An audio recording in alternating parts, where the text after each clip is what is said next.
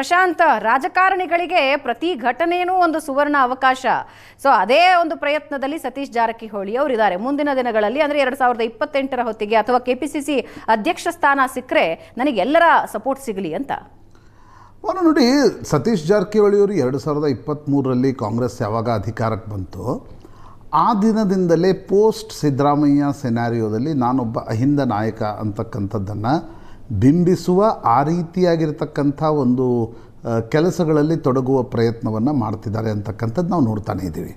ಆಗಾಗ ಒಂದು ರೀತಿಯ ಸಮನ್ವಯಕಾರನಾಗಿ, ಆಗಾಗ ಒಂದು ರೀತಿ ಟ್ರಬಲ್ ಶೂಟರ್ ಆಗಿ ಕೂಡ ಸತೀಶ್ ಜಾರಕಿಹೊಳಿ ಕಾಣಿಸ್ಕೊಂಡಿದ್ದಾರೆ.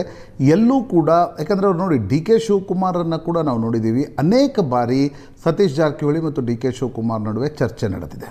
ಇದು ಅನೇಕರು ಹೇಳ್ತಾರೆ, ಇಲ್ಲ ಅದೊಂದು ರೀತಿಯಾಗಿರ್ತಕ್ಕಂಥ ಸಮನ್ವಯಕಾರನಾಗಿ ಪೋಸ್ಟ್ ಒಂದು ವೇಳೆ ಡಿ ಕೆ ಏನಾದರೂ ಮುಖ್ಯಮಂತ್ರಿ ಆದರೆ ತಾನು KPCC ಅಧ್ಯಕ್ಷನಾಗಬೇಕು ಮತ್ತು ಮುಂದಿನ ಅಹಿಂದ ನಾಯಕತ್ವ ತನ್ನ ಕಡೆ ಬರಬೇಕು. ಈಗೇನು ಸಿದ್ದರಾಮಯ್ಯನವರ ಅವಧಿಯಲ್ಲಿ ಡಿ ಕೆ ರೋಲ್ ಪ್ಲೇ ಮಾಡ್ತಿದ್ದಾರೋ, ಒಂದು ವೇಳೆ ಡಿ ಕೆ ಏನಾದರೂ ಮುಖ್ಯಮಂತ್ರಿ ಆದರೆ ಆ ರೋಲನ್ನು ತಾನು ಪ್ಲೇ ಮಾಡಬೇಕು ಅಂತಕ್ಕಂಥ ಒಂದು ಪ್ರಯತ್ನ ಸತೀಶ್ ಜಾರಕಿಹೊಳಿ ಅವರಿಂದ ನಡೀತಾ ಇದೆ ಅಂತಕ್ಕಂಥದ್ದು ಸ್ಪಷ್ಟ. ಹೀಗಾಗಿ ನೀವು ಡಿ ಕೆ ಹೊರತುಪಡಿಸಿದರೆ ಅತಿ ಹೆಚ್ಚು ಶಾಸಕರು ಯಾರ ಕಡೆ ಆದರೂ ಇದ್ದರೆ ಅದು ಸತೀಶ್ ಜಾರಕಿಹೊಳಿ ಬಳಿ ಇದ್ದಾರೆ. ಅದೇ ಸಿದ್ದರಾಮಯ್ಯನವರ ಬಳಿ ಅತಿ ಹೆಚ್ಚು ಶಾಸಕರು ಇದ್ದಾರೆ ಅಂತಕ್ಕಂಥದ್ದನ್ನು ನಾವು ನೋಡ್ತಾ ಇದ್ದೀವಿ.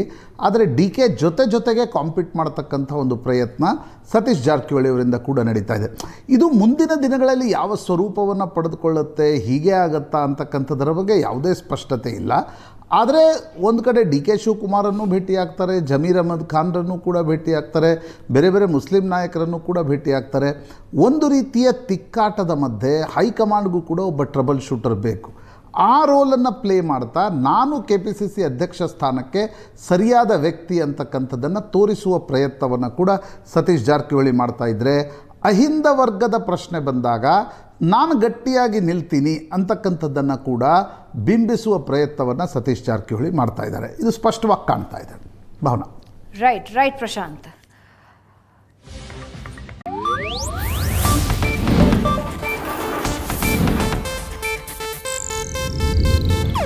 ಇದು ಏಷ್ಯಾನೆಟ್ ನ್ಯೂಸ್ ನೆಟ್ವರ್ಕ್ ಪ್ರಸ್ತುತಿ.